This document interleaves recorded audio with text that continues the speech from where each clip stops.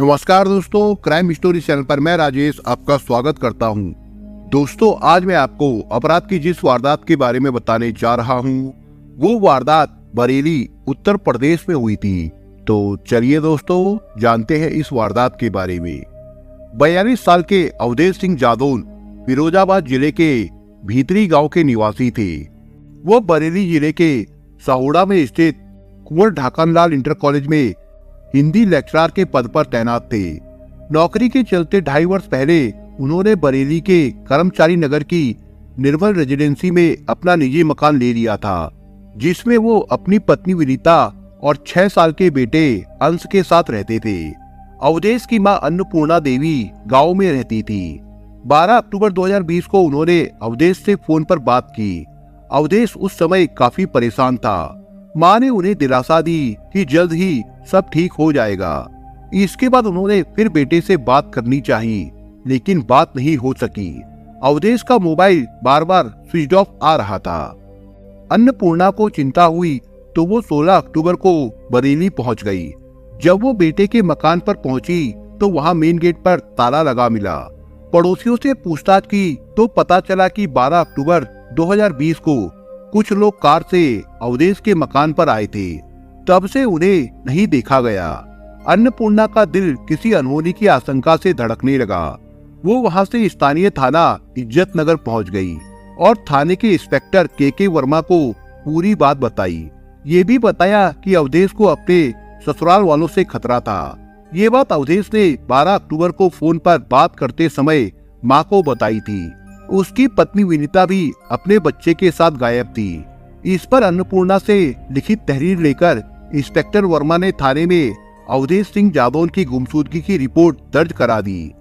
फिरोजाबाद के फरियाहा में 4-5 दिसंबर 2019 की रात एक ज्वेलर्स की दुकान में हुई चोरी के मामले में पुलिस के एसओजी प्रभारी कुलदीप सिंह ने नारकी थाना क्षेत्र के धोकल गांव निवासी हिस्ट्री सीटर शेर सिंह उर्फ चीकू को पकड़ा था। शेर सिंह विनीता का रिश्ते का चाचा था। संदेह के आधार पर 25 अक्टूबर 2020 की शाम शेर सिंह को उठाकर जब उससे पूछताछ की गई तो उसने बरेली के हिंदी प्रवक्ता अवधेश सिंह की हत्या करना स्वीकार कर लिया। अवधेश की पत्नी विनीता ने अवधेश की हत्या के लिए उसे 5 लाख रुपए की सुपारी दी थी। इसमें विनीता के पिता अनिल जादौन, भाई प्रदीप जादौन, बहन ज्योति और विनीता का आगरा निवासी प्रेमी अंकित और शेर सिंह के 2 साथी भोला और पप्पू जाटव शामिल थे। हत्या में कुल 8 लोग शामिल थे।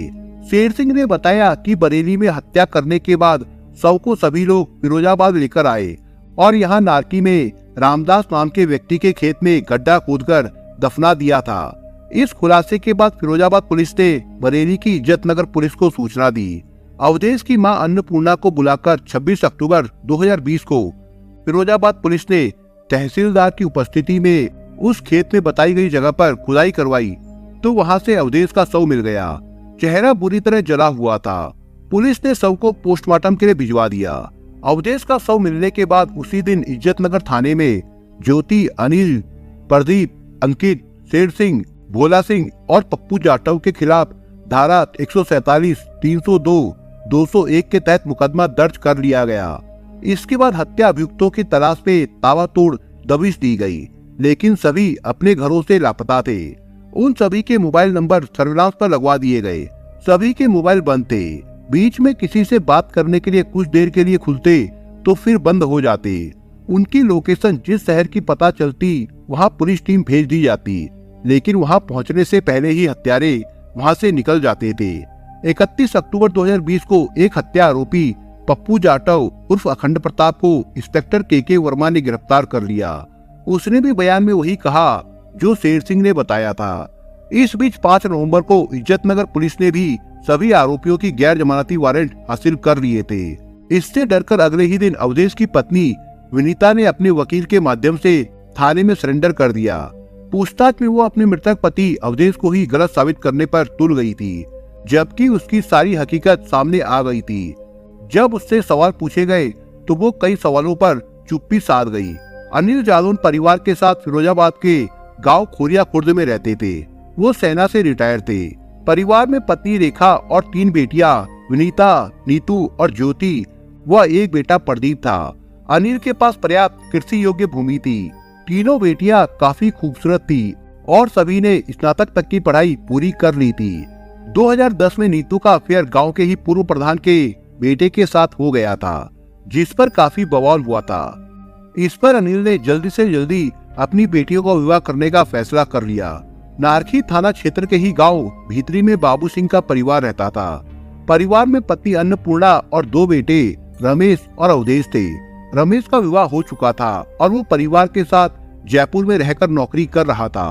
अविवाहित अवधेश हिंदी प्रवक्ता के पद पर तैनात थे। नौकरी के चक्कर में उनकी उम्र अधिक हो गई थी। अवधेश विनीता से 12 साल बड़े थे। फिर भी अनिल विनीता की शादी उनसे करने को तैयार हो गए। अनिल ने विनीता से बात की तो वो मना करने लगी कि 12 साल बड़े लड़के से शादी नहीं करेगी।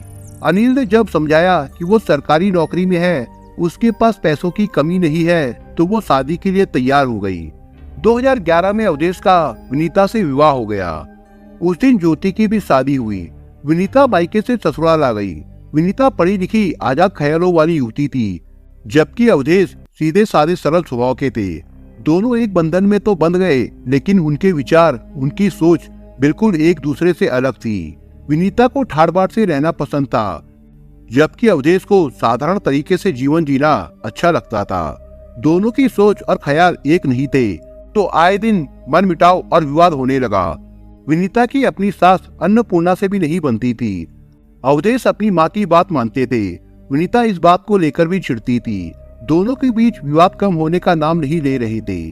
6 साल पहले विनीता ने एक बेटे को जन्म दिया, जिसका नाम उन्होंने अंश रखा था। 2.5 वर्ष पहले अवधेश ने बरेली के इज्जत नगर थाना क्षेत्र के कर्मचारी नगर की निर्मल रेजिडेंसी में अपना निजी मकान ले लिया था। पहले वो मकान विनीता के नाम लेना चाहते थे, लेकिन उसकी बातें और हरकतों से उनका मन बदल गया था। वो विनीता व बेटे के साथ अपने नए मकान में आकर रहने लगे। बढ़ते आपसी झगड़ों में विनीता अवधेश से नफरत करने लगी थी। उसने शादी से पहले सोचा था कि अवधेश उसके कहे पर चलेंगे, उसकी उंगलियों के इशारे पर नाचेंगे, लेकिन वैसा कुछ नहीं हुआ। पैसों के लिए उसे अवधेश का मुंह देखना पड़ता था। अवधेश अपनी सैलरी से विनीता को उसके खर्च के लिए 3,000 रुपए महीना देते थे। उसमें विनीता का गुजारा नहीं होता था। अपने खर्चों को देखते हुए विनीता ने घर में ही रिलैक्स जोन नाम से एक ब्यूटी पार्लर खोल लिया। विनीता अपनी छोटी बहन ज्योति की ससुराल जाती थी।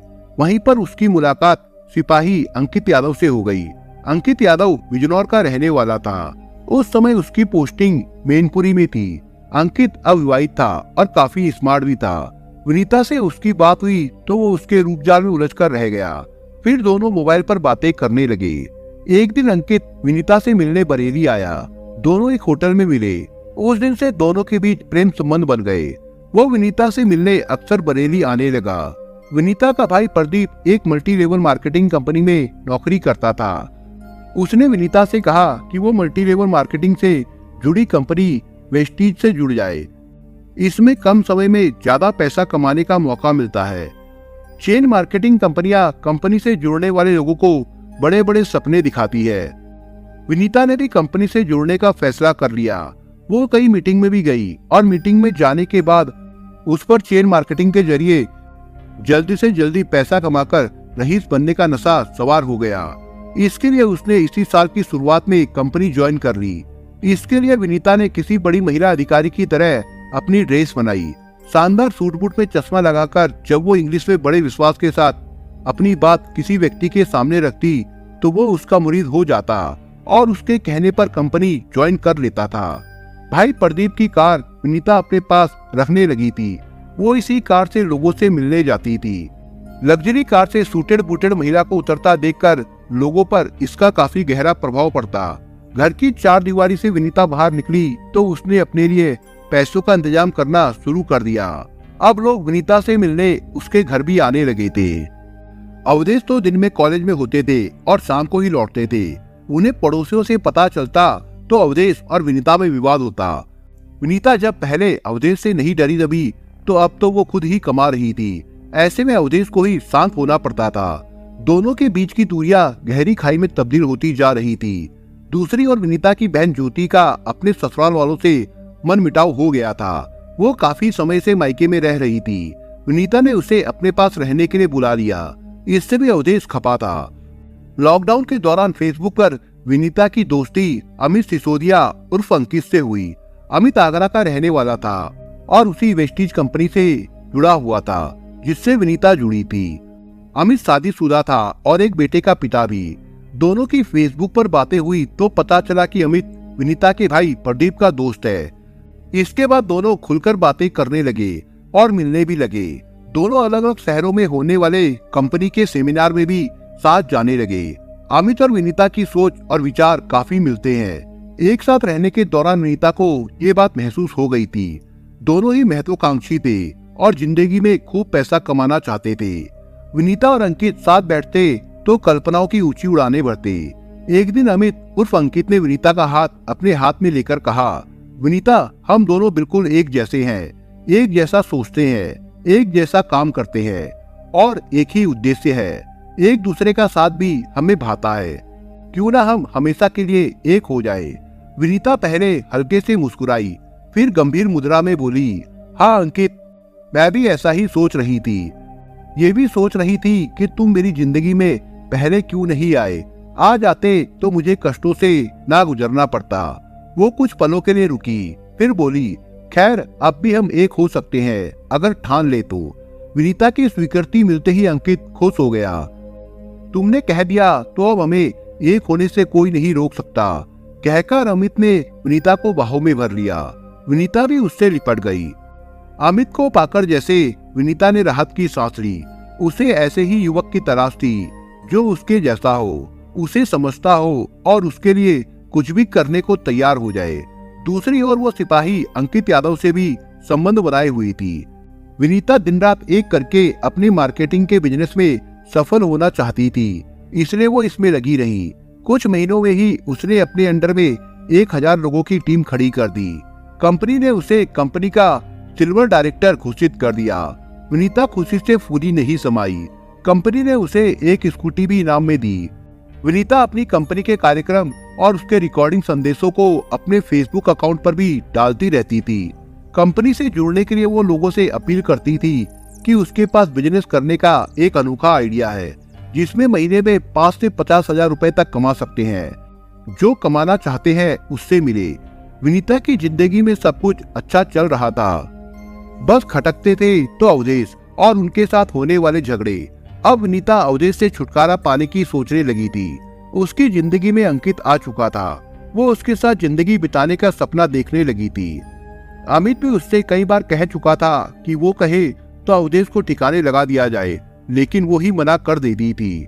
अवधेश के मरने से उसे हमेशा के लिए छुटकारा तो मिलता ही, साथ ही अवधेश का मकान और सरकारी नौकरी भी मिल जाती।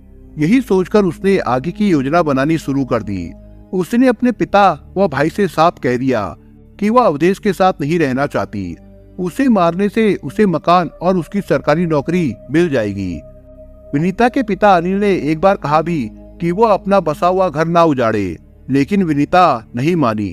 विनीता की जिद और लालच के लिए वे सभी उसका साथ देने को तैयार हो गए। विनीता का एक मुंह बोला चाचा था शेर सिंह।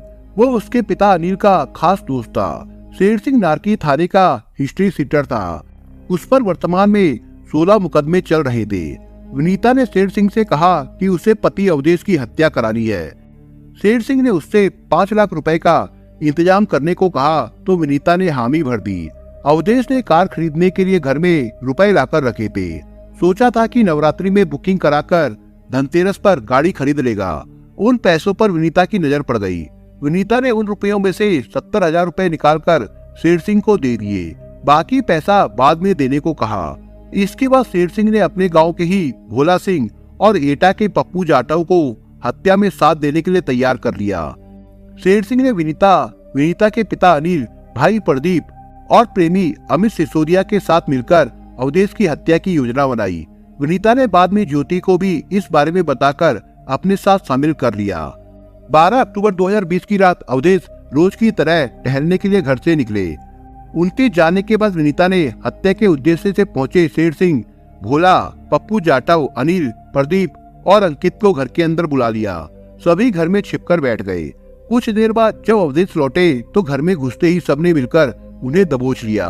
विनीता अपने बेटे अंश को लेकर ऊपरी मंजिल पर चली गई। नीचे सभी ने अवधेश को पकड़कर उनका गला घोट दिया। अवधेश के मरने के बाद विनीता नीचे उतरकर आई। अवधेश के शव को बड़ी नफरत से देखकर गाली देते हुए कस के पैर की ठोकर मार दी। देर रात अमित ने अवधेश के शव को सभी के सहयोग से अपनी कार में डाल दिया।